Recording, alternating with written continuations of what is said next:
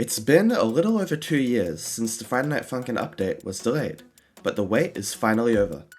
Hi everyone, and welcome back to Friday Night Funkin Explained. In today's video, I'm going to be talking about various things relating to this update, including a story overview, as well as talking about the future of the game itself.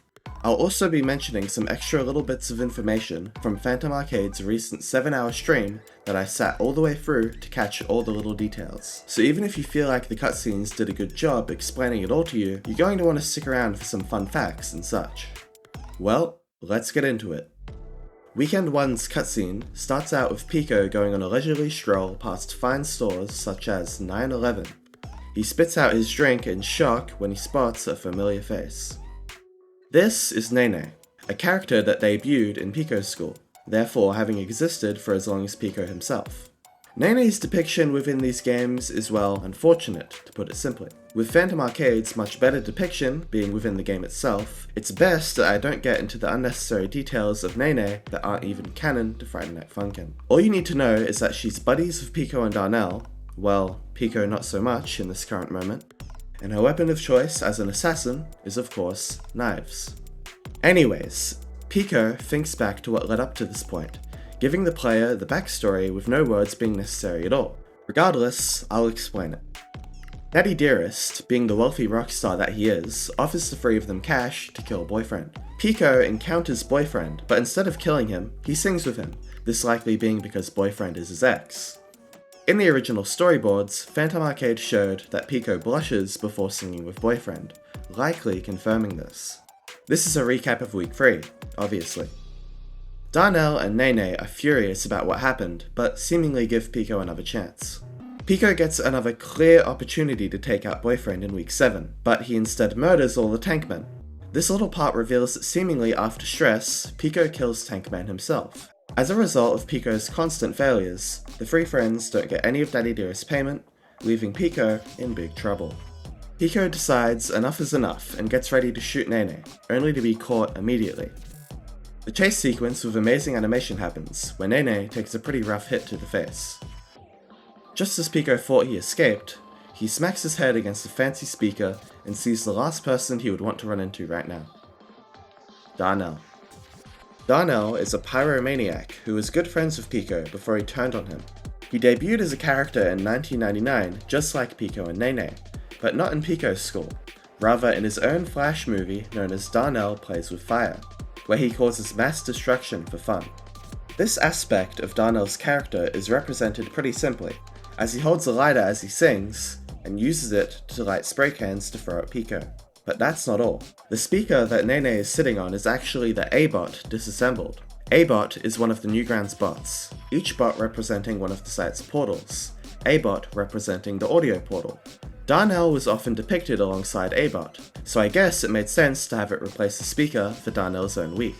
A-bot was disassembled by Darnell and Nene for some extra cash, selling bits and pieces of it until it became, well, this.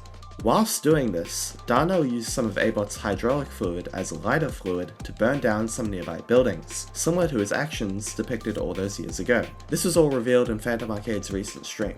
Anyways, during the actual week, nothing too notable happens until the end of the second last song, but there is a few neat details worth pointing out. When Darnell kicks the spray can, you can see the soles of his shoes have a 99, referencing the year of his first appearance. This is similar to Boyfriend's soles having an NG for Newgrounds.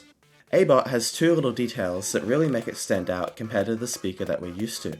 Its eyes will look towards whoever is currently singing, and the audio visualizer on the screen is actually accurate to the instrumental being played. Another thing about A-bot is that more of its disassembled body was in consideration to be a part of the scene. Phantom was going to try and have A-bot's robot arm behind Darnell, moving behind him in the poses and such. He decided not to, as Weekend 1 was already quite complicated with its art.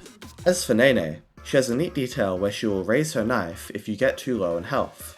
She will then throw the knife if you run out of health, or go back to swinging her leg if you get your health back. That's not all though. If you are low in health and get hit by one of Darnell's cans, the finishing blow will actually give you a different death animation where Pico gets blown up.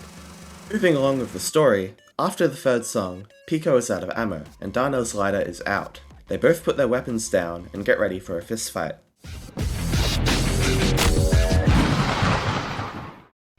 This final song, Blazin', is a pretty interesting switch up. Despite being pretty simple, using an instrumental track to match the punch animations, it's just one of many examples that we will likely see of more unique scenarios that aren't just two people rapping with a girl and a speaker in the middle. Obviously, not much else can be said about this, but there is a little detail in one of Pico's sprites where he clearly has some sort of scar. This scar on his stomach results from one of his many battles. One in particular was in the bathroom against Hanzo, a skilled ninja warrior with a dangerous blade. According to Phantom, he didn't make it out of that battle unscathed, thus the scar. He also mentioned that Pico has other scars that we haven't seen, as he's just been involved in that many battles. Anyways, the two keep on beating each other up before ultimately deciding to stop fighting and be friends, much to Nene's dismay. You can actually see Boyfriend taunting her on the little target photo. This happy moment might have never happened though, as Phantom said if Pico had even slightly creased Darnell's shoes, they would not have shaken hands. Darnell would have broken Pico's neck instead. Before I wrap the story recap up, there is one little detail not seen within the game itself that I feel like should be mentioned. When the update released, the Newgrounds wall art was updated. The usual trio was depicted, obviously, but you can also see that Daddy Dearest is seemingly watching the battle ominously from the distance. Not entirely certain of what the implication is here, so I actually sent in a donation directly to ask PhantomArcade what was up. I kind of knew I wasn't likely to get an answer, but allow me to roll the clip regardless. Blue stop sign tipped $5 and said, "Hi Phantom, not to pry about the freaking lore, but on Newgrounds wall art, Daddy was watching the Weekend Showdown. What's up with that, my dude?" Yeah, we'll get into that. Not in this stream. Not in this stream. We'll get into it. It's crazy, you know, making funny cartoons. I never thought that I would enjoy writing like a story, but I don't know. I'm enjoying it. Sorry for always holding details so close to my chest, but yeah, I'm glad you noticed.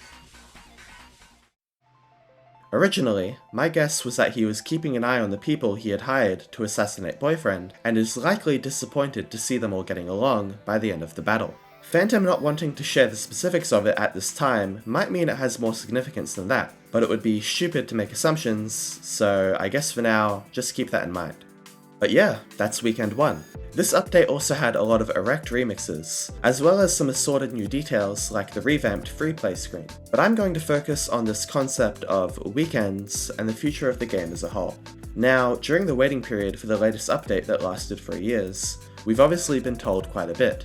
I could get into the specifics of everything, but I think I'll just focus on what Phantom said in his latest stream, as it's some of the best info we've gotten in a while. First and foremost, Phantom has clarified that there is more stuff coming. When they decided it was about time they gave the players an update, they took what they had that they were willing to share and divided it up so it wouldn't all come out at once. The first thing that we got to see was of course Weekend 1, as that was the update we were expecting. We can expect more little updates like this for a bit as the Funkin team hangs around before they disappear to get the whole game done. Phantom often refers to these upcoming updates as pit stops, and said that one of the main things we'll see are new Erect songs, such as the ones not currently present in the game. Every missing Erect remix has been confirmed, even the Monsters songs will have them. Phantom says that he loves them and looks forward to us hearing them. As for a few other notable things, I'll just mention them in no particular order.